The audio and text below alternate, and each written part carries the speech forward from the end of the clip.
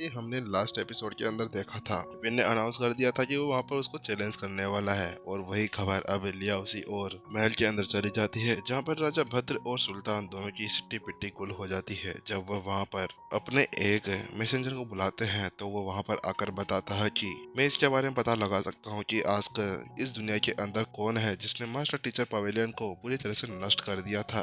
तो उसके साथ में ही पता चलता है कि लास्ट के अंदर विपिन का नाम आ जाता है और वहीं एपिसोड खत्म हो जाता है। चलिए शुरू करते हैं आज के हमारे नेक्स्ट एपिसोड को। एपिसोड के अंदर आगे बढ़ने से पहले गाइस मैंने कमेंट सेक्शन के अंदर एक लिंक पिन कर दी है, उसके ऊपर आप सभी को 30 साइनअप्स तो कंप्लीट करवा ही देना, क्योंकि गाइस 400 व्यूज आते हैं तो उसके अंदर से 30 साइनअप्स यार इजीली आप करवा सकते हैं। ठीक है, उसके अंदर कुछ इतना पैसा वैसा तो लगता है नहीं, बस थोड़ी बहुत मेरी हेल्प हो जाएगी उसी वजह से। चलिए फिर स्टार्ट करते हैं। बस विपिन का वह नाम सुनते ही दोनों के दिल पूरी तरह से थलबला खा जाते हैं और उनको बहुत ही खतरनाक झटका लगता है और उन दोनों की धड़कनें बहुत ज्यादा तेज हो जाती है।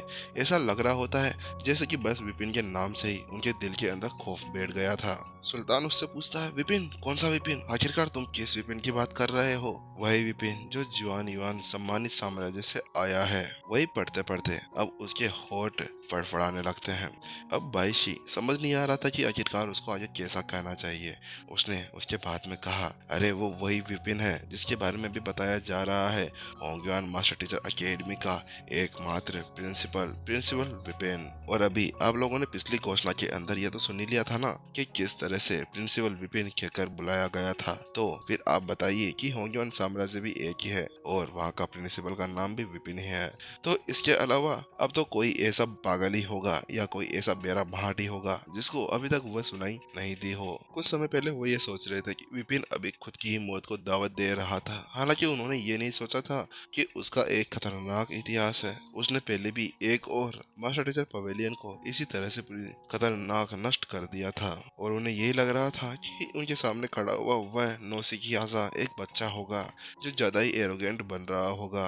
लेकिन जुआनियन साम्राज्य के अंदर जो मास्टर टीचर पवेलियन है ना, वो तो 3 स्टार की ही शाखा है, तो उसके साथ में उसको सफलतापूर्वक क्रैश करना इतना ज्यादा मुश्किल भी नहीं होना चाहिए। क्या अभी आपको ऐसा लगता है कि क्या वो हमारे रोसा साम्राज्य के इस मास्टर टीचर पवेलियन को क्रैश कर सकता है? क्योंकि वह तो 7 स्टार मास्टर टीचर पवेलियन है।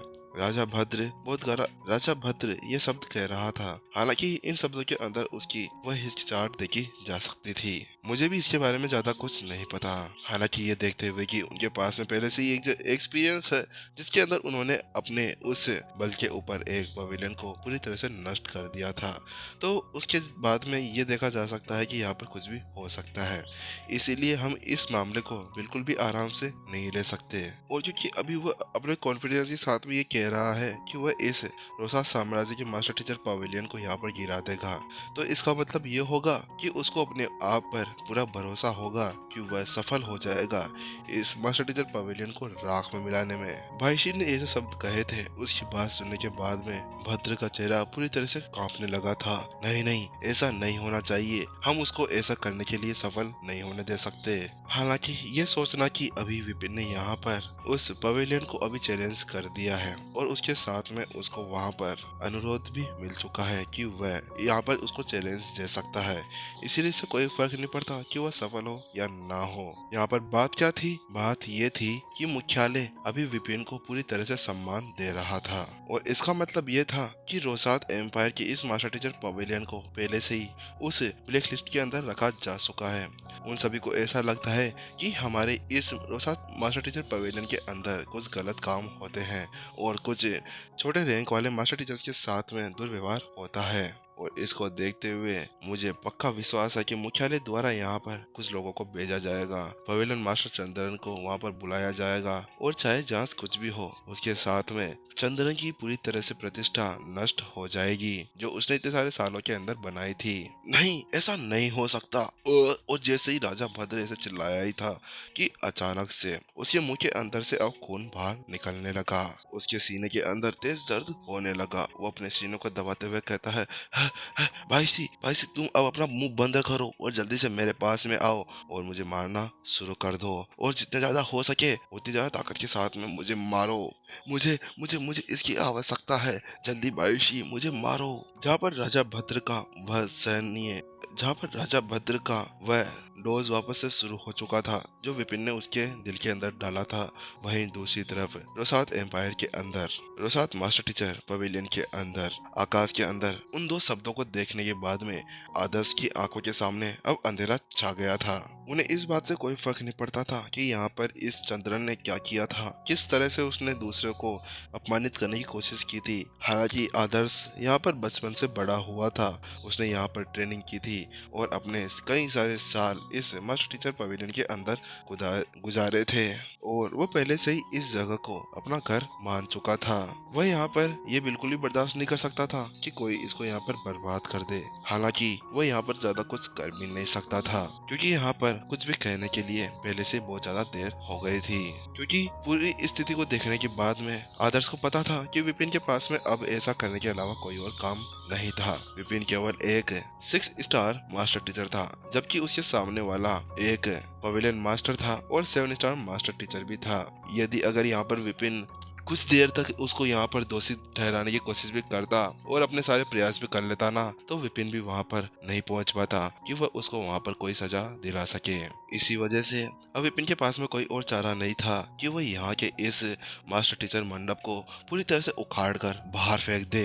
अब इस पवेलियन का क्या होने वाला है, क्योंकि मैंने विपिन के पीछे सारे इतिहास का पता लगा लिया है कि ये तबाही का देवता के नाम से जाना जाता है।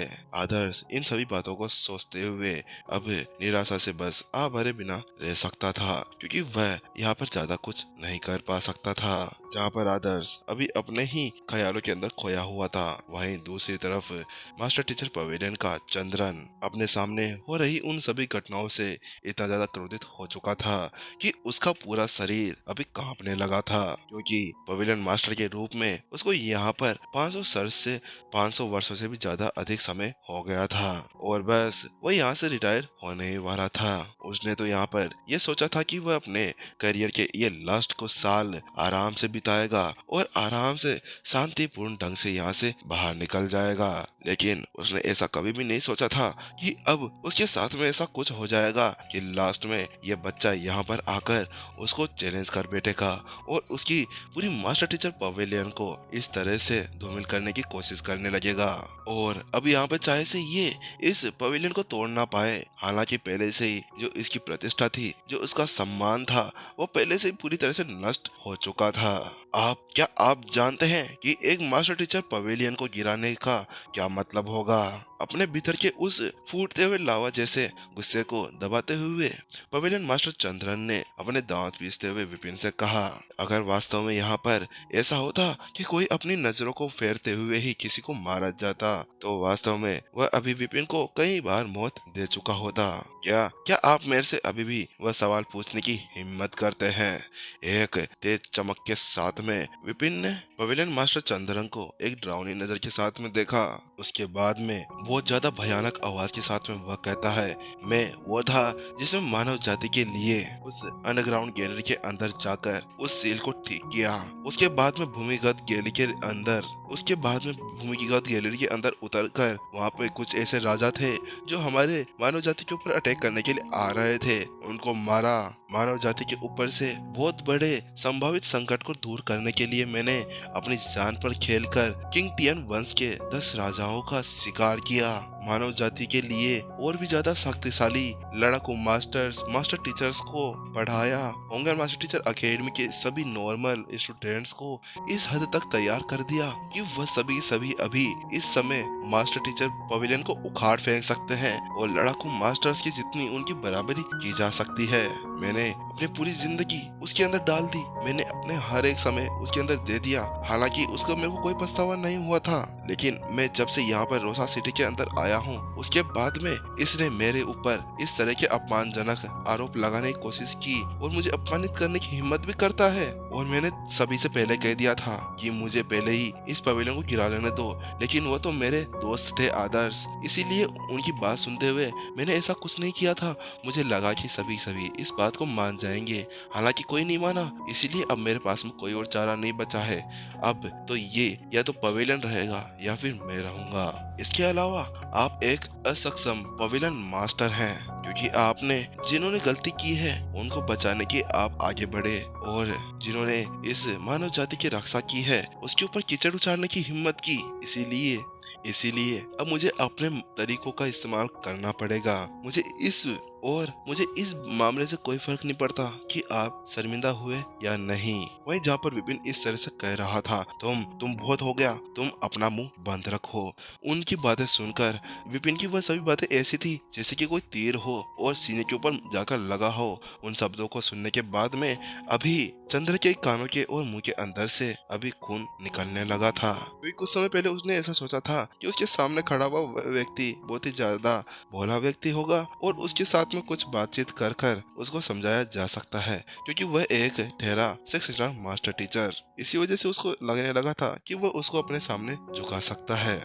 चंद्रन ने अपने सपने के अंदर भी ये नहीं सोचा था कि वास्तव में उसके सामने वाली ये पार्टी इतनी ज्यादा निडर होगी जो यहाँ पर इस पवेलियन को इस तरह से अपमानित करने की कोशिश करने लगेगी। पवेलियन मास्टर चंद्रन, वास्तव में मुझे सोचते हुए भी आपके ऊपर घृणा आ रही है, लेकिन वास्तव में आप इस बार गलत हैं और आपने यहाँ पर गलती की है। आदर्श ने अपनी आंखें बंद कर ली, बोलने लगा, क्योंकि जबकि अन्य लोगों को ये नहीं पता था कि उनके सामने जो व्यक्ति खड़ा है वह कोई नॉर्मल मास्टर टीचर नहीं था, वह एक सुप्रीम मास्टर टीचर था। वह एक ऐसी आकृति थी जो मास्टर शेख के बराबर मानी जा सकती थी, और इसके साथ में आपकी इतनी ज्यादा औकात नहीं है कि आप अपनी इस पोजीशन के साथ में इस व्यक्ति को अपमानित कर सके, क्योंकि इस शख्सियत को अपमानित करना वास्तव में स्वर्ग को अपने से कम मांगना नहीं था। क्योंकि वास्तव में आदर्श जान चुका था कि अगर वास्तव में विपिन ने यहाँ पर अपने आप को इस तरह से नीचा दिखाने की कोशिश की तो उसके बाद में वह किस तरह से आगे जाकर दुनिया का अनुसरण कर सकेगा। आदर्श ने वह बात कही थी कि उन शब्दों को सुनने के बाद में चंद्रन अब पूरी तरह से गुस्से से फूट पड़ा था। अच्छा, तो तुम कह रहे हो कि मैं गलत हूँ, और क्या तुम्हें लगता है कि हमारे मास्टर टीचर पवेलियन को क्रेश करना इतना ज्यादा आसान होगा? चलो घंटी बजाओ, क्योंकि अब ये मामला यहाँ तक पहुँच चुका है, इसीलिए अब हम इससे पीछे नहीं हट सकते। चंद्रन ने ऐसा कहा ही था। डोंग डोंग और जोर जोर से घंटियां अब बजने लगती है